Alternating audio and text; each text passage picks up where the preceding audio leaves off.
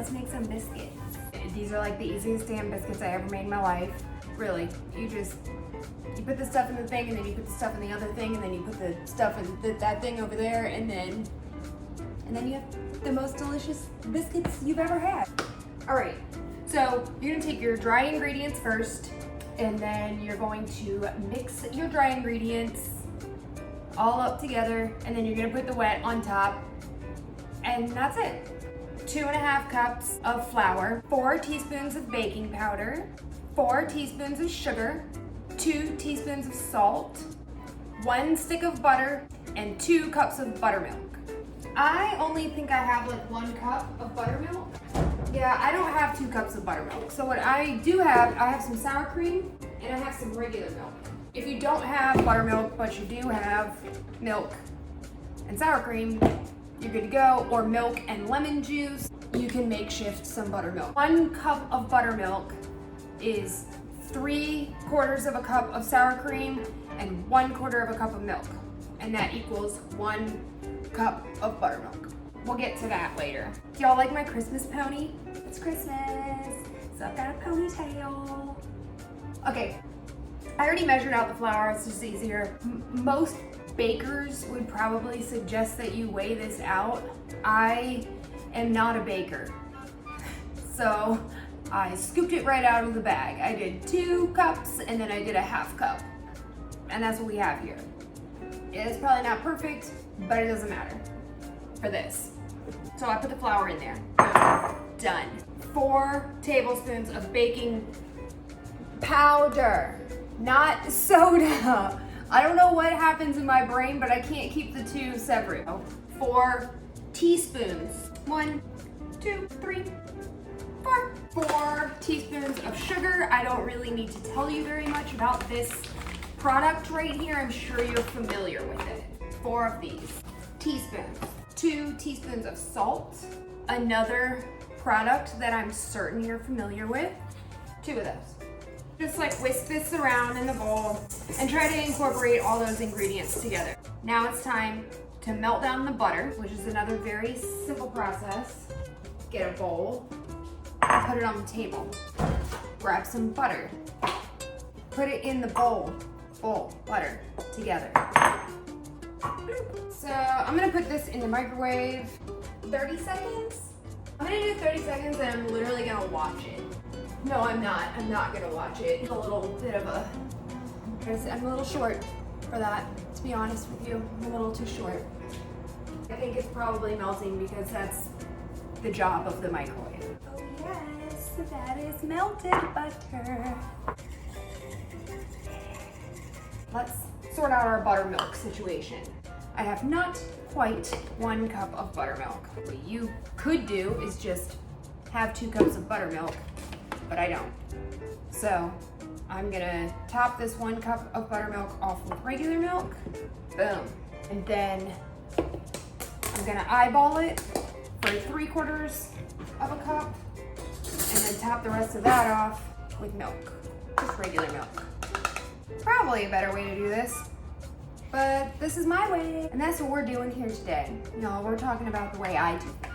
Okay, that looks good. I love sour cream. Love sour cream.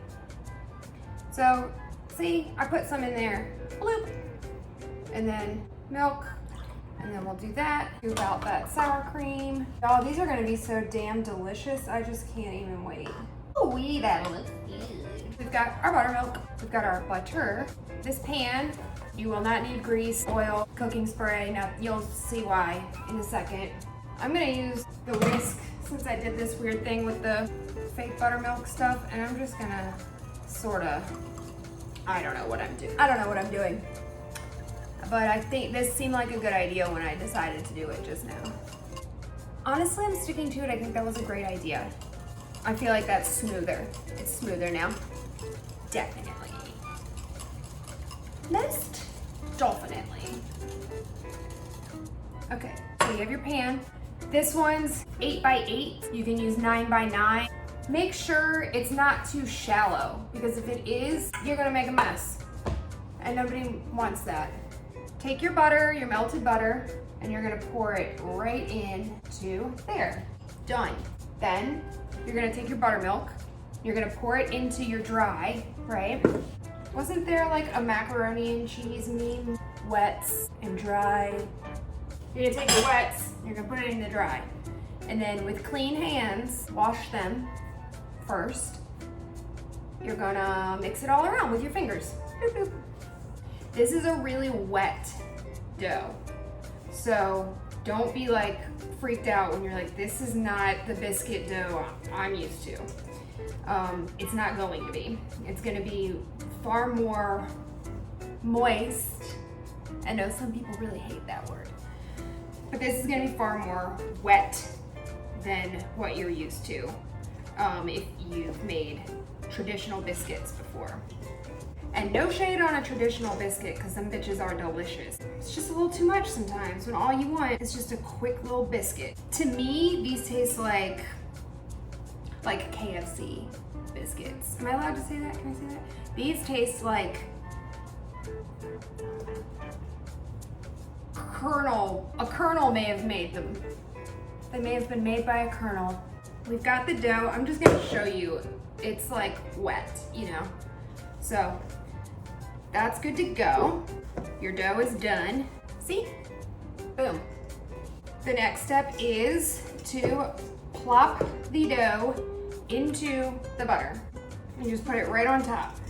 Scrape the extra stuff off your fingers if you've got any on there. Scrape out your bowl. Try to get all the dough that you can, because it's delicious and you want your biscuits to be biscuits.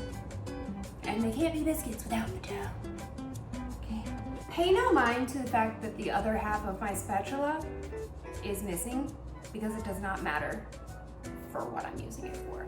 Take a spatula and just spread the dough out to the edges of your baking dish. At this point, the butter is going to start to come on top. You want that? You basically want the dough swimming in the butter. I just realized that I forgot to preheat the oven. This is something I do every single time I bake. So it's 450 for 20 to 25 minutes. I'm gonna set the timer for 20 minutes. I'm gonna look at them. I'm probably gonna leave them in for 22 minutes. We'll find out. So I'm gonna preheat the oven now. I love butter so much. Now that you've got it evenly in the pan, the butter is on top and it's all around the edges. You've got the dough touching the sides. Boom, boom, boom. Toss your spatula aside. With a knife, you're gonna cut it into 9 even pieces, as even as you can get it. It's not the end of the world if, you know, it's off a little. They're all going to the same place, right? Looking good. As soon as that oven beeps, boop, put them in. This is what it's gonna look like before you put them in. I would recommend preheating the oven before you get to this part, because then once you get to this part, you can put them in the oven and bake them and eat them. They say if you watch the oven preheat that it goes faster, so I think they were lying. Maybe tomorrow I'll make some fried chicken and I'm gonna have fried chicken biscuits. That sounds delicious. Fried chicken biscuit. What do you guys want me to make? What do you want to eat? Okay, I think these little cuties are ready. Oh yeah.